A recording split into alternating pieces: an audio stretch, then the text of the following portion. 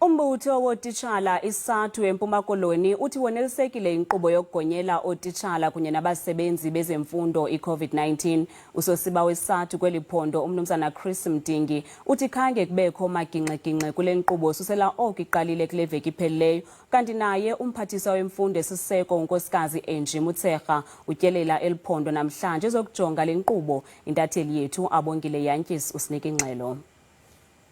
Sibulise kuni estudio kunye nakubaphulaphuli emakhaya sizangqo apha eMonti nalapho umphathiswa wezemfundo umama Angie Motshekga ecelele eliphondo leMpuma Koloni nalapho ezokroba kuba iqhuba njani inkqubo yogonyo. Ecaleni kwam naye ongunobhala wombutho wootistshala iSADTU tata Chris Mdingi. Tata, sibulise inkosi ngexesha lakho. Ingaba nolisekile ukuzothi kangoku inkqubo yogonyo apha ephondweni? Singumbutho iSADTU apha eMpuma Kapa singatsho sithi oko kaloku nje sisantya ekuhanjwa ngaso nokwenzeka kwezinto apho kungakhange kuvakale ngxelo zamagingxigingxi. Singatsho ukuthi sisonelisekile, kodwa ke sinayo into ethi nelixa elizayo kwaba basezawufumana abantu kungalolu hlobo sele sibone ngalo. Singenawulibala ke futhi ukubabulela abantu baseMpuma Kapa de kuthi ootitshala into yokubana bangaqalathelani kwezi ndawo. Yiyo ke loo nto sisitho kwalolo kunje asikafumani ingxelo zigwenxa ngokuphumelela kwalo mcimbi. Siyayibulela kakhulu loo nto.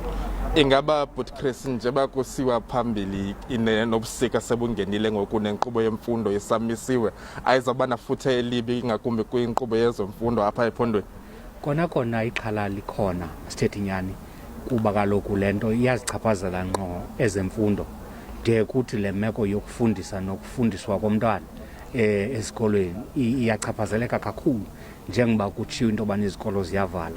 Kodwa ke into esivuyisayo okanye esichulumancisayo kukuva into yobana iziqulathiso bezikhona okanye izicwangciso ebezenziwe ukuba kuza kwenzeka ntoni ngale holiday yasebusika nabantwana de kuthi abebanga le-12 kuzawuqhutyekekwa kuzumiwa laa nto kathi amangesi yi-winter school izawuhamba ngokohlobo icwangciswe ngalo. Nabantwana futhi ke ikhona imeko yozobajonga uba abachaphazelekanga naso esi sifo ukwenzela uba bangathi sebedibene baphinde besulelane ngakumbi. Iyasichulumancisa loo nto kakhulu.